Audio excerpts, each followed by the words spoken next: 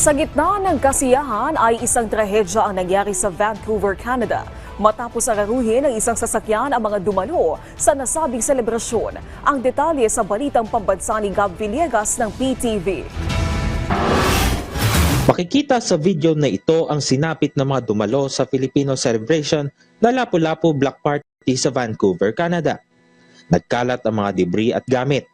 Marami rin ang mga ginagamot na nakahiga na lang sa kalsada. Makikitang marami ang ginagamot ng mga emergency response teams sa pinangyarihan ng insidente. There's a baby over there! Ayon sa mga ulat, aabot sa 9 ang bilang ng mga namatay matapos silang sagasaan ng kotse. Hawak na ng Vancouver Police ang suspect na may edad na 30 taong gulang.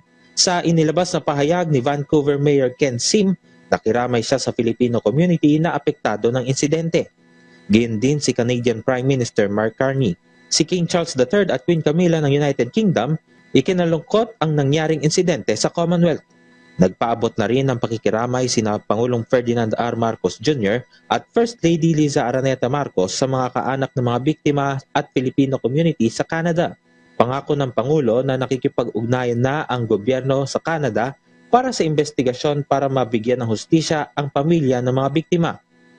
Ang Lapu-Lapu Day ay special working holiday sa ating bansa na ipinagdiriwang tuwing April 27 sa bisa ng Republic Act 11040 bilang pagkilala sa bayaneng Cebuano na si Lapu-Lapu.